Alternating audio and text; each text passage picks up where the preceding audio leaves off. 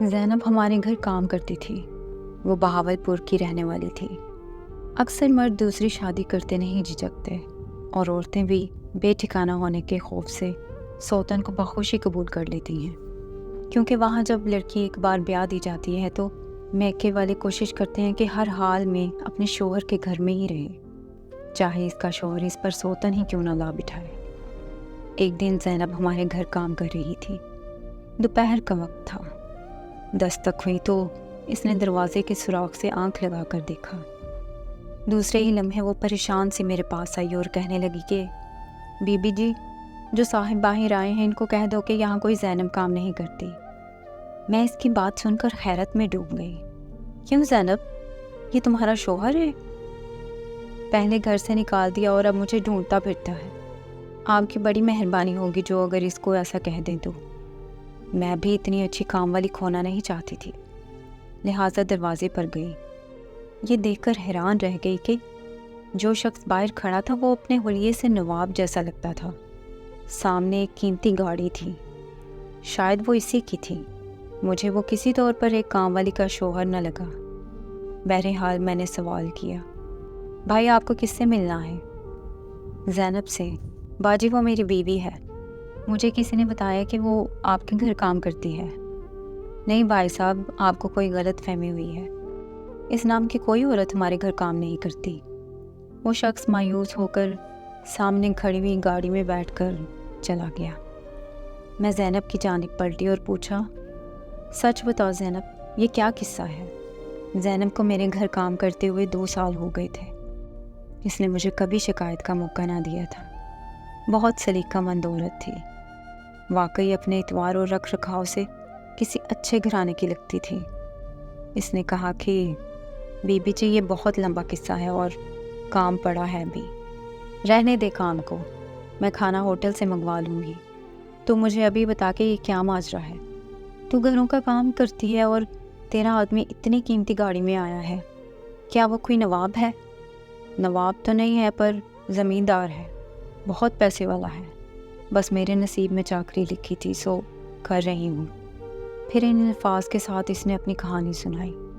Be B G, جن دنوں ہماری شادی ہوئی، ہمارے روز و شب بھی ایسے ہی مسرت بھرے تھے جیسے کہ عام چاہنے والوں کے ہوتے ہیں۔ میرے شوہر مجھ پر فدا تھے۔ 2 دن کو میکے چلی جاتی تو روٹھ جاتے، کہتے زینب تیرے بغیر میرا وقت نہیں کٹتا، جی کرتا ہے کہ تم مجھ سے ایک پل بھی دور نہ ہو۔ اگر میں جہانگیر ہوتا تو حکومت کرتے وقت تمہارا ہاتھ بھی پردے کے پیچھے سے میرے کندھے پر دھرا ہوتا، پر اب کیا کروں، مجبور ہوں۔ تو میں اپنے ساتھ دفتر نہیں لے جا سکتا، ورنہ تو سامنے بٹھا کر وہاں بھی تیرا دیدار کرتا رہوں۔ میں یہ باتیں سنتی تو خود کو دنیا کی خوش نصیب ترین عورت سمجھتی تھی۔ میرے پیر ہواؤں میں رہتے تھے۔ مجھے اپنے شوہر کی محبت پر خدا کے وجود کی مانند یقین تھا۔ میں سمجھتی تھی کہ دنیا الٹی گھوم سکتی ہے، سورج مغرب سے نکل سکتا ہے، مگر میرا شوہر نہیں بدل سکتا۔ 5 سال سکون سے گزر گئے۔ میرے سرتاج کے بابا کے پاس بے انتہا دولت تھی جو ان کو وراثت میں ملی تھی۔ یہی دولت بالآخر جدائی کا سبب بن گئی۔ 5 سال بعد بھی اولاد نہ ہونے کی وجہ سے ان کے رشتہ داروں نے محی الدین کے کان بھرنے شروع کر دیے۔ صاحب، یہ اتنی دولت کدھر جائے گی؟ اس کا وارث کون ہوگا؟ غیروں کے نصیب ہو جائے گی۔ عورت بانجھ ہو تو مرد کو وقت سے شادی کر لینی چاہیے۔ بڑھاپے میں کریں گے تو اولاد کی خوشیاں کب دیکھیں گے؟ میرا شوہر رشتہ داروں کی یہ باتیں سنتا، میں بھی سنتی اور ہنس دیتی تھی۔ کہتی ان لوگوں کا تو دماغ خراب ہے سائیں۔ اگر عورت کو اولاد نہ ہو تو مرد دوسری شادی کرنے لگتا ہے، اگر معاملہ الٹ ہو تو کیا عورت بھی دوسرا مرد لا سکتی ہے؟ اصل بات تو یہ تھی کہ مجھے یقین تھا میری اولاد نہ ہونے کی وجہ سے بھی ایسا نہیں ہو سکتا کہ میرا شوہر میری محبت کو بلا کر کسی اور عورت کو بیاہ لائے۔ میری محبت تو ان کی زندگی تھی اور ان کے رگ رگ میں بستی تھی۔ بھلا پھر یہ کیسے ممکن تھا کہ محبت کا یہ 9 لکھا ہار میری گردن سے اتار کر کسی اور کی گردن کی زینت بن جاتا؟ عورت بھی مرد کے بارے میں کس قدر خوش فہمیوں میں مبتلا رہتی ہے، نہیں جانتی کہ اس ہستی کو بدلتے دیر نہیں لگتی۔ جہاں عورت کی محبت چٹان کی طرح ہو سکتی ہے، وہاں مرد کی محبت محض مصلحت بھی بن سکتی ہے۔ اور کسی روز بھی اس کی نیت بدل سکتی ہے۔ کسی خوبصورت عورت کو دیکھ لے تو اس کا دل قابو میں نہیں رہتا، جبکہ شریف عورت ہمیشہ ایک مرد کی محبت کو ہی اپنی زندگی کا حاصل سمجھتی ہے، خواہ اس کی نظروں کے سامنے سے کتنے ہی مرد کیوں نہ گزر جائیں۔ ایک دن کسی نے خبر دی کہ محی الدین نے دوسری شادی کر لی ہے۔ یہ انکشاف میرے لیے ایسا ہی تھا جیسے ہیروشیما اور ناگاساکی پر ایٹم بم گرایا گیا تھا۔ میرے دل کی سرزمین تو ایسے جلی کہ پھر کبھی ہری ہونے کی امید نہ رہی۔ البتہ ان کی یہ حرکت مجھ سے کب تک چھپتی، آخر بتانا پڑا۔ پھر ایک دن وہ دوسری عورت کو، جو اب ان کی بیوی تھی، گھر لے آئے۔ جو ہو چکا تھا اس کو قبول کرنا تو ناگزیر تھا۔ میں اپنے شوہر سے محبت کرتی تھی، اس لیے محی الدین کو پریشان کرنا یا علیحدگی کا مطالبہ کرنا خود میرے لیے باعث تکلیف تھا، لہٰذا اس کڑوے گھونٹ کو پی کر خاموش ہو گئی۔ ماں نے بھی سمجھایا کہ اپنے شوہر کے گھر رہو اور سوتن کے ساتھ گزارا کرو، میں کہ آپ بیٹھنے سے کچھ خوشیاں نہ ملیں گی، البتہ بھائیوں اور بھابھیوں پر بوجھ بن جاؤ گی۔ اپنا گھر اپنا ہوتا ہے، محی الدین تم سے سلوک نہ بدلے گا۔ دوسری شادی مرد اولاد نرینہ کے لیے کرتے ہیں، پھر وہ تو پیسے والا ہے، یہ کوئی انہونی بات نہیں ہے، مرد ایسا کرتے رہتے ہیں، کون ان سے باز پرس کر سکتا ہے؟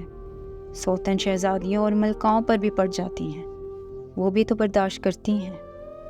ماں کے سمجھانے سے نصیب کا لکھا جان کر صبر کر لیا۔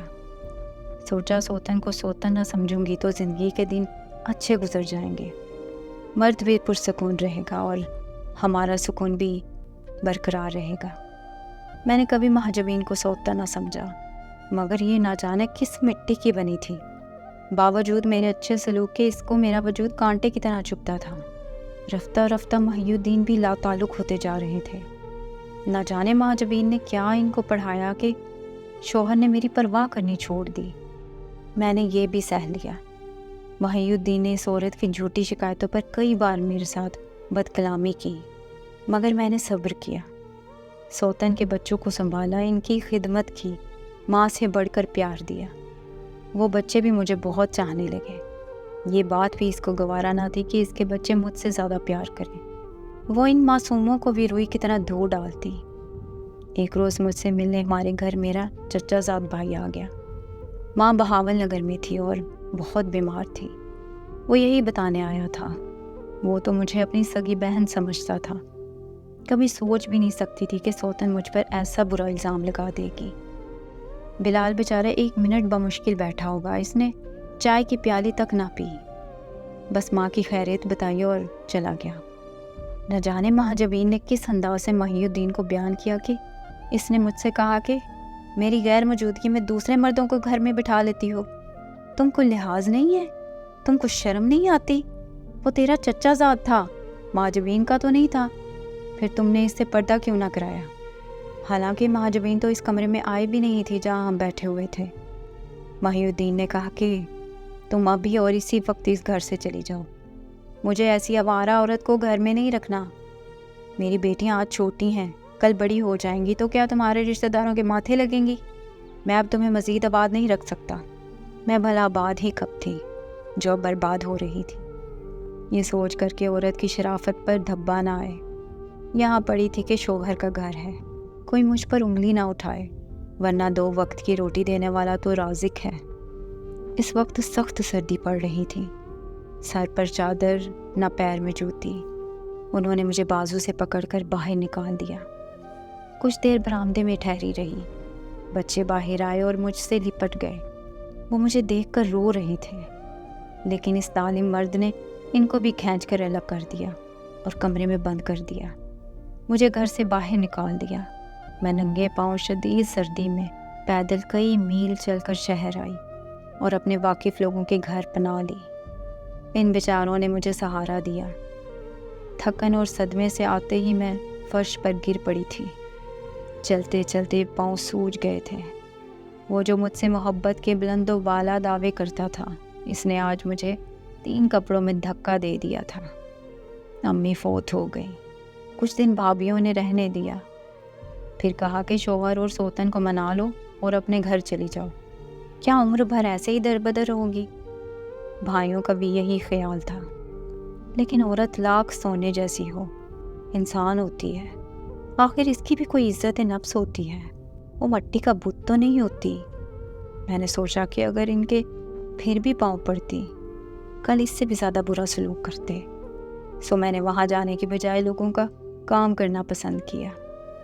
میں بہاول نگر سے دوبارہ بہاولپور آ گئی۔ ایک سہیلی کے پاس چند دن قیام کیا۔ کام کی تلاش میں میرے دن یوں ہی برباد ہوتے رہے، دل کہیں نہ لگتا تھا۔ کبھی شوہر کی محبت، کبھی اس کی بے وفائی خون کے آنسو رلاتی تھی۔ دنیا سے دل اچاٹ ہو گیا تھا، سوچتی تھی کہ کاش میں خودکشی کر سکتی۔ کبھی دل کرتا تھا کہ بال کھول کر، کپڑے نوچ کر سڑکوں پر دیوانی سے پھرنے لگوں، شاید اسی طرح مجھے سکون مل جائے۔ پھر بھی خود پر قابو رکھا اور ایک اچھے پیسے والے شوہر کی بیوی ہوتے ہوئے بھی لوگوں کے گھر کام کرنے لگی۔ کافی عرصے بعد ایک روز کسی نے بتایا کہ تمہاری سوتن کو نہ جانے کیسا بخار ہوا ہے کہ وہ پاگل ہو گئی ہے، ننگے سر ننگے پاؤں لباس سے بے پرواہ گھر سے باہر بھاگ جاتی ہے، چیختی ہے، چلاتی ہے۔ اس کو پکڑ کر گھر لاتے ہیں کہ چلو گھر چلو، کہتی مجھے چھوڑ دو، میرا گھر کوئی بھی نہیں ہے۔ پھر دیواروں سے سر ٹکراتی اور بال نوچتی ہے۔ اس کا یہ حال سن کر مجھے بہت افسوس ہوا، کیونکہ میں بچوں سے بہت محبت کرتی تھی، اور پاگل ماں کے بچوں کا کیا حال ہوا ہوگا یہ ہر کوئی جانتا ہے۔ وہ بیچارے کس طرح خوفزدہ اور غمگین ہوں گے۔ وہ معصوم ماں سے محروم ہو گئے۔ اگر میں وہاں ہوتی تو ان کو اپنے پروں میں چھپا لیتی، اپنے کلیجے سے لگا لیتی۔ نہ جانے اب ان کا کیا حال ہوا ہوگا۔ تھوڑے دنوں بعد وہ بیچاری گھر سے سڑک پار کرتے ہوئے کسی بس کے تلے آ گئی اور اس کی موت واقع ہو گئی۔ اس کے بعد محی الدین صاحب کو میری یاد آئی۔ اس نے بڑے جتن کیے کہ مجھے گھر واپس لے جائے۔ کئی بار اس نے ان کوٹھیوں کے چکر لگائے جہاں میں کام کرتی تھی۔ جب کبھی اس کا سامنا ہو جاتا تو میرا خون کھول اٹھتا۔ اس کی بے وفائی نے مجھے نفرت کی آگ میں جلانا شروع کر دیا تھا۔ میں نے اس کے ساتھ جانے سے انکار کر دیا۔ جب دل ہی نہ مانے تو آدمی کیوں کسی کو دھوکہ دے۔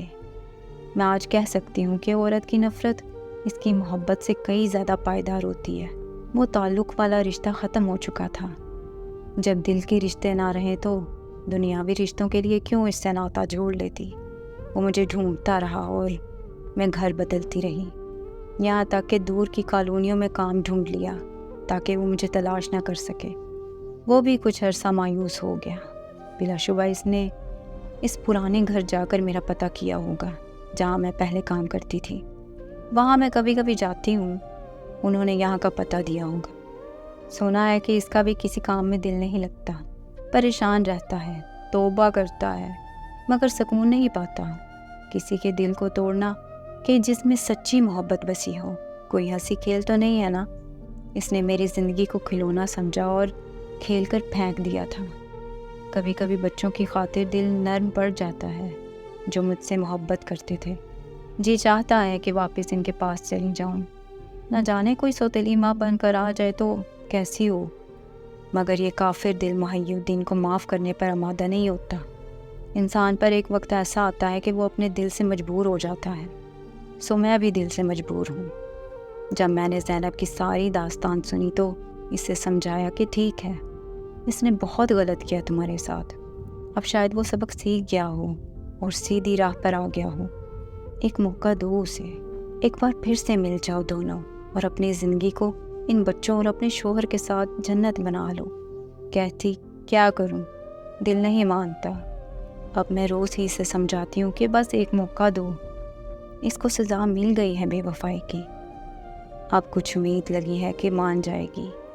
آپ بھی دعا کریں کہ اللہ اس کے دل سے نفرت نکال دے اور پھر سے وہی محبت اور پیار ہو جائے اسے اپنے شوہر سے، تاکہ ان کی زندگی دوبارہ سے جنت بن جائے۔